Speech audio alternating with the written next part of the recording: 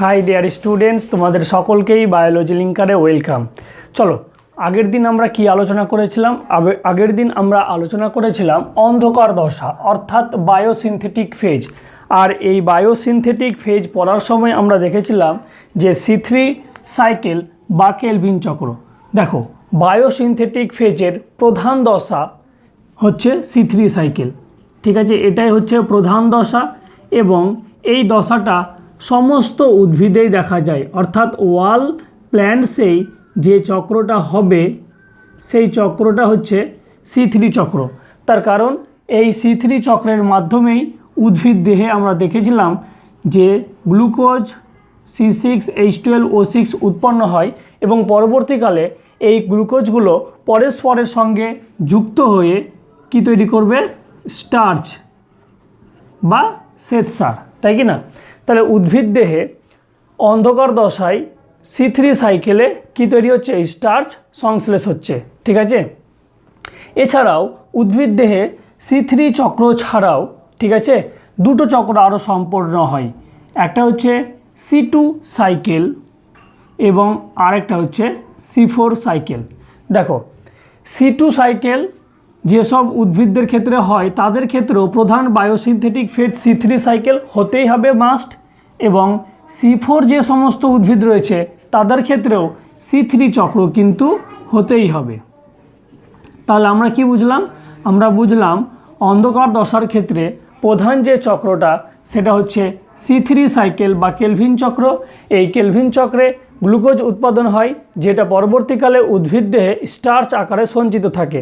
ঠিক আমরা এই স্টার্চটাকে খাই, যেটা আমরা পরিপাকে পড়েছিলাম 14 নম্বর চ্যাপ্টার। এই স্টার্চটা খাই যখন, তখন সিদ্ধ করে খাই। তার কারণ আমাদের যে পরিপাককারী উৎসেচকগুলো আছে যদি এটা সিদ্ধ থাকে দেন এটাকে ভালোভাবে পাচিত করতে পারে। এই স্টার্চ আমাদের ক্ষুদ্রান্ত্রে আলটিমেটলি ভেঙে গ্লুকোজ, গ্যালাক্টোজ, ফ্রুক্টোজ তৈরি করেছিল। আর এটা শেষমেশ আমাদের বডিতে গ্লুকোজ আকারে শোষণ হয়েছিল, পড়েছিলাম। এবং সেই গ্লুকোজটা আমাদের বডিতে কি আকারে সঞ্চিত ছিল, গ্লাইকোজেন রূপে। তোমরা যারা পরিপাক চ্যাপ্টারটা করোনি তারা ডেসক্রিপশন বক্সে যাও, দেখো তোমাদের 14 নম্বর চ্যাপ্টারের ভিডিও লিঙ্ক দেওয়া রয়েছে এবং ওইখানে আরেকটা জিনিস দেওয়া আছে, সেটা হচ্ছে টেলিগ্রাম চ্যানেলের লিঙ্ক।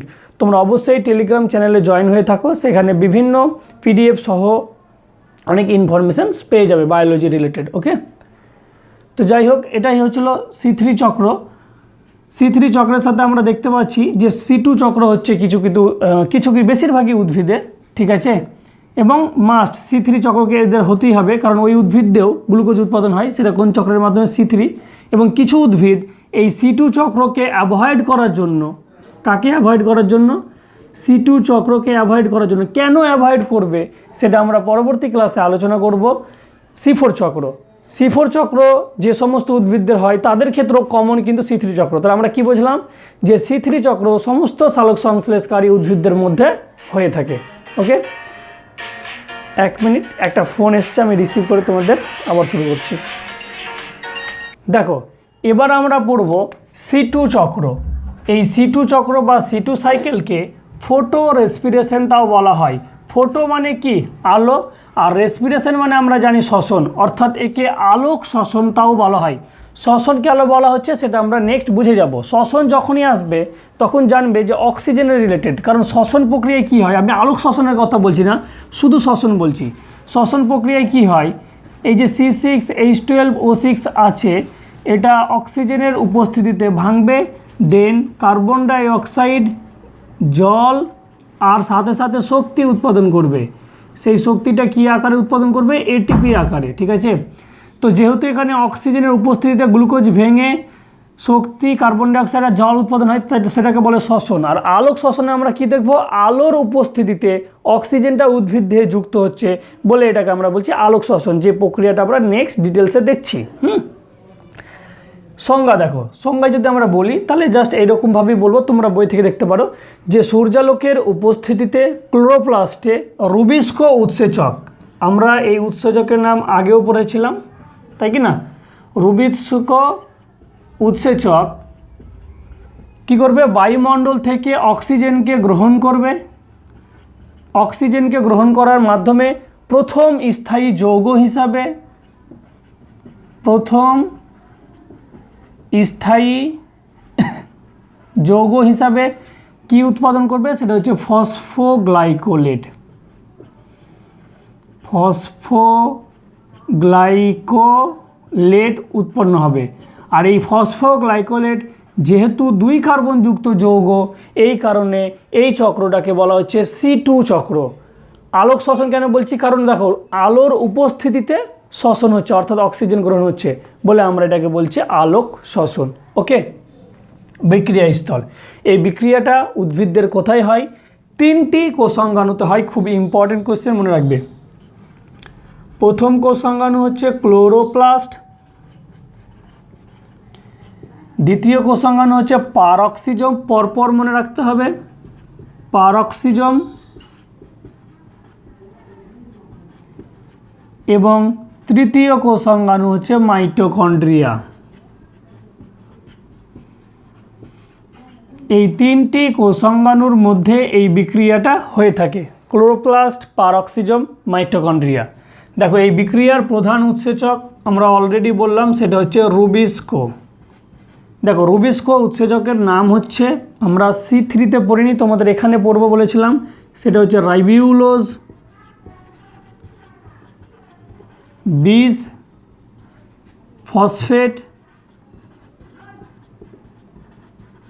দেখো বিস মানে এর মধ্যে 2টো ফসফেট যুক্ত থাকে বলে বিস ফসফেট বলা হয়। রাইবিউলোজ বিস ফসফেট, C ফর কার্বক্সিলেজ,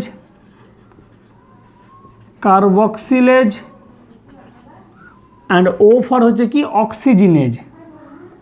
তাহলে আমরা এখানে লিখে দিলাম অক্সিজিনেজ, এটা একসাথে তোমরা লিখবে, হ্যাঁ, এখানে অ্যান্ড ফ্যান কিছু দিতে হবে না। রুবিস্কো উৎসেচকের পুরো নাম কি? রাইবিউলোজ বিস ফসফেট কার্বক্সিলেজ অক্সিজিনেজ।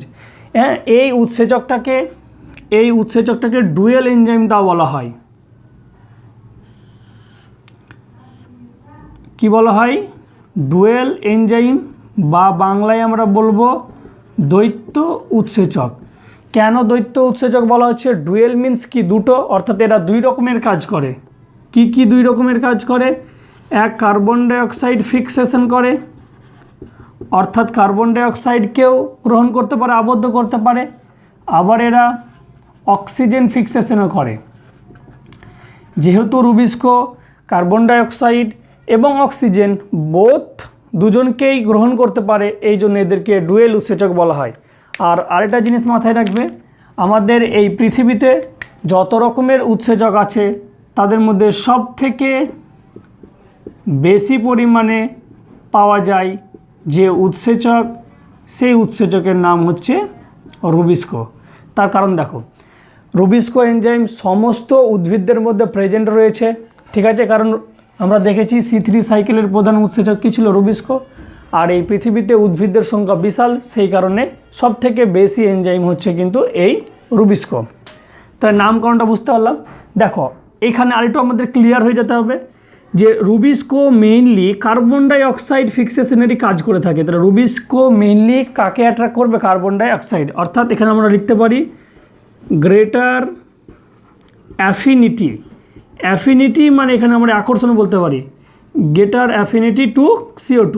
অর্থাৎ রুবিস্কোর কার্বন ডাইঅক্সাইডের প্রতি একটা আসক্তি সব থেকে বেশি। হ্যাঁ, যদি মনে করো কোনো একটা মাধ্যমে কার্বন ডাইঅক্সাইডের ঘনত্ব আর অক্সিজেনের ঘনত্ব সমান সমান, সেক্ষেত্রে রুবিস্কো কার সঙ্গে যুক্ত হবে? কার্বন ডাইঅক্সাইডের সঙ্গে যুক্ত হবে। কিন্তু যখন কোনো মাধ্যমে কার্বন ডাইঅক্সাইডের ঘনত্ব কম এবং অক্সিজেনের ঘনত্ব প্রচুর বেশি, সাথে হাই টেম্পারেচার উষ্ণতাও বেশি। যদি কার্বন ডাইঅক্সাইডের ঘনত্ব কম হয়, অক্সিজেনের ঘনত্ব বেশি হয় এবং উচ্চ তাপমাত্রা হয়, তখন রুবিস্কো কারকে যুক্ত করবে? অক্সিজেনকে যুক্ত করবে। ঠিক আছে? তাহলে নর্মাল অবস্থায় যদি সমানও কার্বন ডাইঅক্সাইডের ঘনত্ব থাকে, তাহলে কার্বন ডাইঅক্সাইডকে রুবিস্কো গ্রহণ করবে। কিন্তু যদি কোনো মাধ্যমে কার্বন ডাইঅক্সাইডের পরিমাণ কমে, অক্সিজেনের পরিমাণ বেশি থাকে এবং উচ্চ তাপমাত্রা থাকে, বা তাপমাত্রার পরিমাণ যদি বাড়তে থাকে, সেক্ষেত্রে রুবিস্কো কাকে গ্রহণ করবে? অক্সিজেনকে। তো এই C2 চক্রের ক্ষেত্রে আমরা কি দেখব? এখানে অক্সিজেনের উৎপাদন বেশি হয় এবং হাই টেম্পারেচার থাকে বলে এরা অক্সিজেনকে যুক্ত করে। ঠিক আছে? দেন দেখো এটা যখন আচ্ছা উদাহরণ দেখি, উদাহরণ কোন উদ্ভিদদের ক্ষেত্রে দেখতে পাবো? নর্মালি ধান, আর এদিকে যদি আমরা লিখি মটর ইত্যাদি। সোজা কথায় যদি বলি C4 চক্র পড়ব, C4 চক্র বাদ দিয়ে আর ক্যাম্প একটা আছে ক্যাম্প পদ্ধতি, সেই ক্যাম্প পদ্ধতি বাদ দিয়ে বাকি সমস্ত উদ্ভিদে C3 চক্র যেমন হয় C2 চক্র হয়, C2 চক্রের সাথে C3, আর কিছু উদ্ভিদে C4 এর সাথে C3, ঠিক আছে? তাহলে এই ধান মটর এই সব উদ্ভিদে C2 চক্র হয়ে থাকে। দেখো C2 চক্রকে একটা ইম্পর্টেন্ট টার্ম দিয়ে আবার বলা হয়, যেটা হচ্ছে প্রয়োজনীয় ক্ষতিকারক পদ্ধতি। প্রয়োজনীয় কেন? তার কারণ এটা উদ্ভিদকে ফটো অক্সিডেশনের হাত থেকে রক্ষা করে। ফটো অক্সিডেশন ডিটেলসে লিখছি না, তোমরা এটা লিখে দেবে। হ্যাঁ, তোমাদের কোয়েশ্চেন এরকম 1 নম্বর বা 2 নম্বরে দিতে পারে যে C2 চক্র বা ফটো রেসপিরেশনকে প্রয়োজনীয় ক্ষতিকর পদ্ধতি বলা হয় কেন উদ্ভিদ দেহের ক্ষেত্রে। তাহলে C2 চক্র উদ্ভিদ দেহকে ফটো অক্সিডেশনের হাত থেকে কি করবে? রক্ষা করবে। এই কারণে একে বলা হয় প্রয়োজনীয়। ক্ষতিকারক পদ্ধতি কেন বলা হয়? তার কারণ এই পদ্ধতিতে এক্সট্রা এটিপি ব্যবহৃত হয়, এক্সট্রা এটিপি এবং কার্বন ডাইঅক্সাইড ব্যবহৃত হয়। বা আমরা সহজ ভাষায় বলতে পারি যে এই পদ্ধতিতে এটিপি আর NADPH যে উৎপাদন হয়েছিল আলোক দশায়, ওইগুলোর সৎ ব্যবহার হয় না। যদি সৎ ব্যবহার অর্থাৎ সঠিক ব্যবহার না হয়, সেটাই হচ্ছে ক্ষতিকর। এই জন্য আমরা এটাকে বলছি ক্ষতিকর। পুরো পদ্ধতি আগেই বলেছি, পুরো পদ্ধতি 3টে কোষাঙ্গাণিত হয়। প্রথম ক্লোরোপ্লাস্ট, দেন পারঅক্সিজম, দেন মাইটোকন্ড্রিয়া। দেখো এটা আমি তোমাদের এখানটা করছি যেহেতু আমার এই জায়গাটা ফাঁকা আছে। তোমরা কি করতে পারো, খাতার সাইডে এরকম লম্বাভাবে করতে পারো, ওটা বেস্ট হবে, ঠিক আছে? দেখো আমরা প্রথম ধরে নাও যেটা করছি,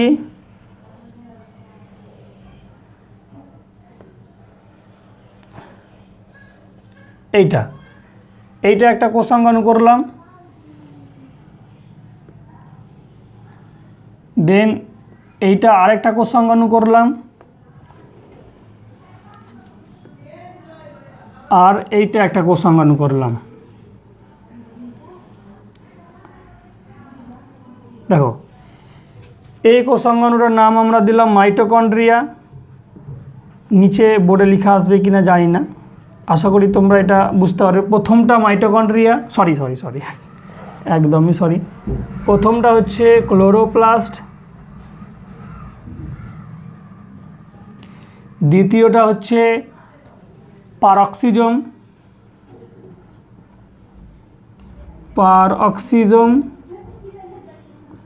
এবং লাস্ট যেটা করেছি সেটা হচ্ছে মাইটোকন্ড্রিয়া। দেখো ক্লোরোপ্লাস্টে বিক্রিয়াটা কিভাবে শুরু হবে। তো ক্লোরোপ্লাস্টে বিক্রিয়াটা শুরুর জন্য আমাদের C3 চক্রটা মনে রাখতে হবে। অবশ্যই C3 চক্র যদি না জানো দেন এই চক্র পড়ে তোমাদের লাভ নেই। আগে C3 চক্র অর্থাৎ আগের ক্লাসটা করো, দেন এখানে এসো। দেখো আমরা দেখেছিলাম যে C3 চক্রে RUBP, পুরো নাম লিখবো না, রাইবিউলোজ বিসফসফেট, তাই কি না? কত কার্বনযুক্ত যৌগ ছিল? 5 কার্বনযুক্ত যৌগ। এই যৌগটা রুবিস্কো এনজাইমের সঙ্গে যুক্ত হয়েছিল। C3 চক্রে রুবিস্কো এনজাইম কাকে যুক্ত করেছিল? কার্বন ডাইঅক্সাইডকে। কিন্তু এখানে কাকে যুক্ত করবে? অক্সিজেনকে। তার কারণ এই সব উদ্ভিদে অক্সিজেনের পরিমাণ বেশি এবং তাপমাত্রাও বেশি, ঠিক আছে? দিয়ে যখন অক্সিজেনকে যুক্ত করছে, ভাবো রাইবিউলোজ বিসফসফেটের মধ্যে 5টা কার্বন রয়েছে, ওইখানে একটা কার্বন ডাইঅক্সাইড যুক্ত করেছিল বলে 2 অণু ফসফোগ্লিসারিক অ্যাসিড তৈরি করেছিল। ফসফোগ্লিসারিক অ্যাসিড 3 কার্বনযুক্ত যৌগ ছিল, কিন্তু এখানে কি 2 অণু ফসফোগ্লিসারিক অ্যাসিড তৈরি হবে? তার জন্য তো 6টা কার্বন দরকার, কিন্তু অক্সিজেনে তো কোনো কার্বন নাই। তাহলে 5 কার্বনযুক্ত যৌগ কি তৈরি হচ্ছে? এখানে দুটো জিনিস তৈরি হচ্ছে। এক তৈরি হচ্ছে ফসফোগ্লাইকোলেট,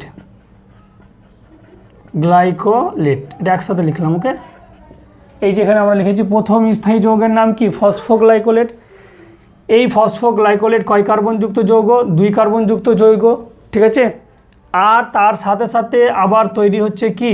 আবার তৈরি হচ্ছে 3 কার্বনযুক্ত যৌগ, সেটা হচ্ছে 3-ফসফো গ্লিসারেট বা গ্লিসারিক অ্যাসিড, যেটা আমরা পড়েছিলাম। দেখো নর্মালি কী হবে, এই 3-ফসফোগ্লিসারিক অ্যাসিডটা C3 চক্রের মাধ্যমে আবার আরইউবিপি তৈরি করবে, যেটা আমরা পড়েছি। কিন্তু এই ফসফোগ্লাইকোলেট চেঞ্জ হয়ে যাবে। ফসফোগ্লাইকোলেট প্রথমে কিসে চেঞ্জ হবে, প্রথমে গ্লাইকোলেটে চেঞ্জ হবে। তা দেখো ফসফোগ্লাইকোলেট আর গ্লাইকোলেট উৎপাদন হলো, গ্লাইকোলেটে তার মানে কি ফসফেট আছে নেই, তাহলে এখান থেকে কি বেরিয়ে যাবে, ফসফেট বেরিয়ে যাবে। ইনঅর্গানিক ফসফেট নর্মালি বেরিয়ে যায়, এখানে কোনো এটিপির ব্যাপার না, শুধুমাত্র ফসফেটটা বেরিয়ে যাবে। দেখি তৈরি হলো গ্লাইকোলেট। এবার দেখো এই গ্লাইকোলেটটা যদি তোমরা এটা এরকম লিখো না, তাহলে তোমাদের লিখতে পরপর সুবিধা হবে। যাই হোক আমার এটা করা উচিত ছিল, কিন্তু আমি এখানে করলাম। গ্লাইকোলেটটা এখান থেকে দেখাচ্ছি। গ্লাইকোলেট তাহলে কোথায় উৎপাদন হলো, ক্লোরোপ্লাস্ট থেকে পারক্সিজমে চলে এলো, এটাই হচ্ছে গ্লাইকোলেট। আলহামদুলিল্লাহ, সরি, গ্লাইকোলেট। দেখো এই গ্লাইকোলেট পরবর্তীকালে এখানে এসে তৈরি করবে গ্লাইঅক্সিলেট।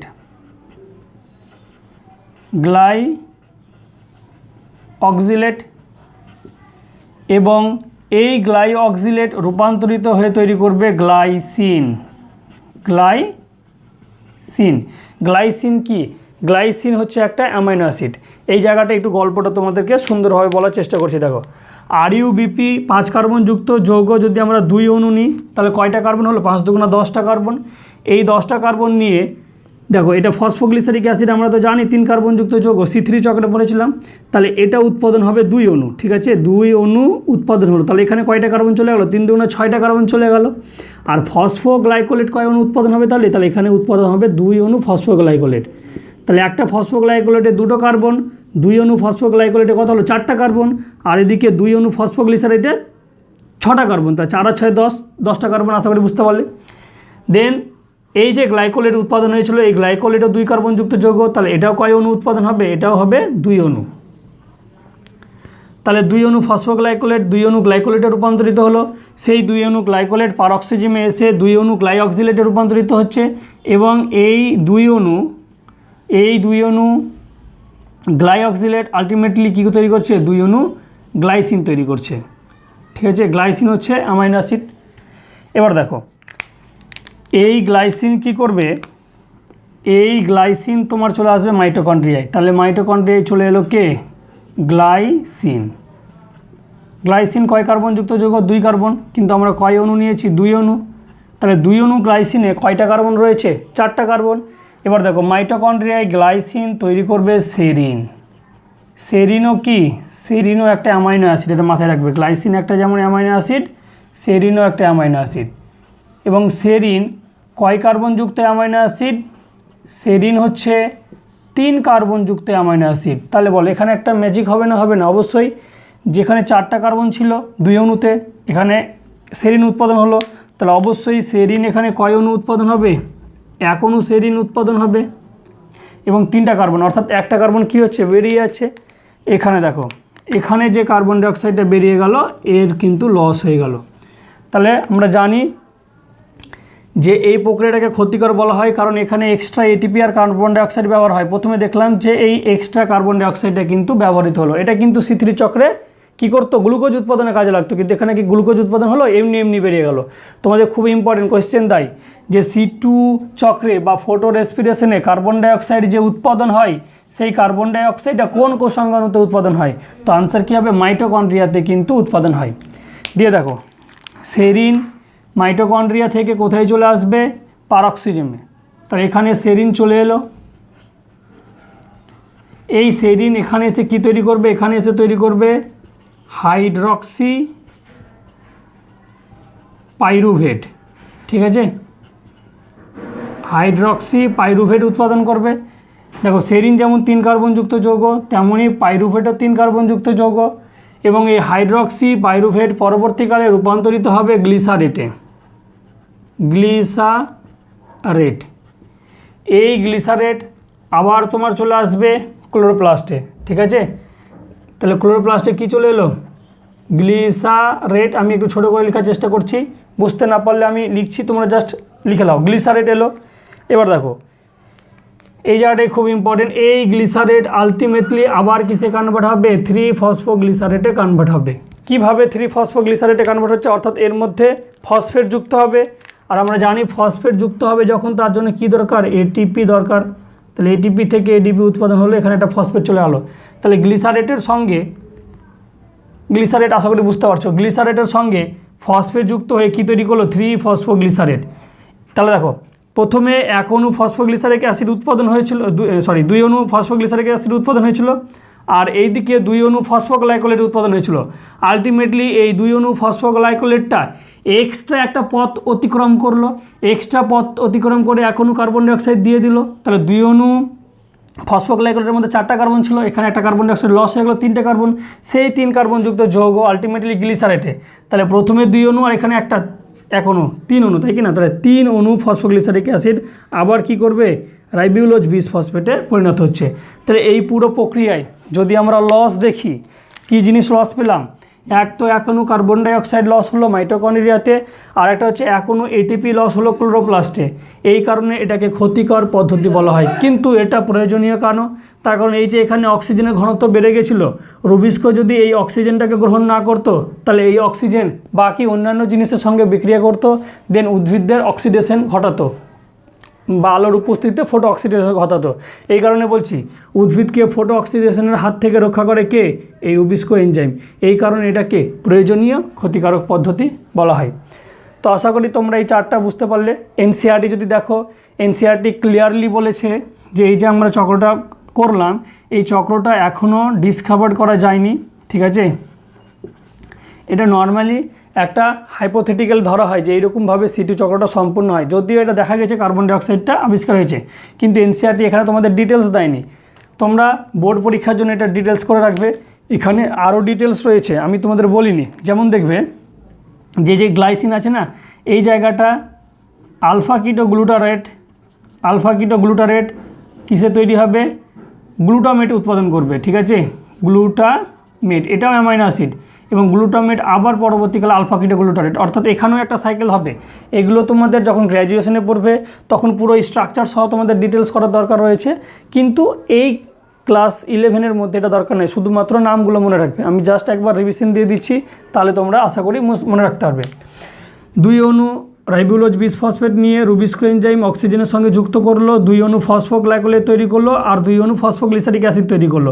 এই ফসফোগ্লিসারিক অ্যাসিডটা C3 চক্রের মাধ্যমে পুনরায় আরইউবিপিতে ফিরে গেল, আর এই 2 অণু ফসফোগ্লাইকোলেট একটা এক্সট্রা পাথ অতিক্রম করলো, যেটা গ্লাইকোলেটে রূপান্তরিত হলো। তারপরে গ্লাইকোলেট পারঅক্সিজেমে গিয়ে গ্লাইঅক্সিলেট তৈরি করলো, সেখানে গিয়ে গ্লাইসিন তৈরি করলো, গ্লাইসিন আবার মাইটোকন্ড্রিয়ায় গেল, সেই গ্লাইসিন মাইটোকন্ড্রিয়ায় সেরিনে রূপান্তর হলো, 1 অণু কার্বন ডাইঅক্সাইড বাদ দিয়ে দিল, সেই সেরিন চলে গেল পারঅক্সিজেম, সেখানে তৈরি করলো হাইড্রক্সি পাইরুভেট, তারপরে তৈরি করলো গ্লিসারেট, সেই গ্লিসারেট আবার চলে গেল ক্লোরোপ্লাস্টে, এবং এখানে এটিপির সঙ্গে যুক্ত হয়ে আবার ফসফোগ্লিসারিক অ্যাসিডে রূপান্তরিত হলো, যা C3 চক্রের মাধ্যমে আবার আরইউবিপিতে ফিরে যাবে। ওকে, এবং আমরা জানি C3-র প্রোডাক্ট হিসাবে আমরা কী পাবো? C6H12O6। তাহলে দেখো C2 চক্র পড়ছি আমরা ঠিকই, কিন্তু এই উদ্ভিদদের মধ্যে আমরা কি দেখতে পেলাম? C3 চক্র, ঠিক আছে?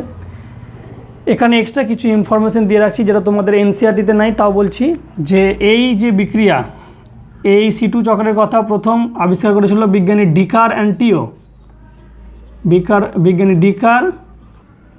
টিও কবে? 1959 খ্রিস্টাব্দে। পরবর্তীকালে বিজ্ঞানী ক্রোটভ এটল, ঠিক আছে?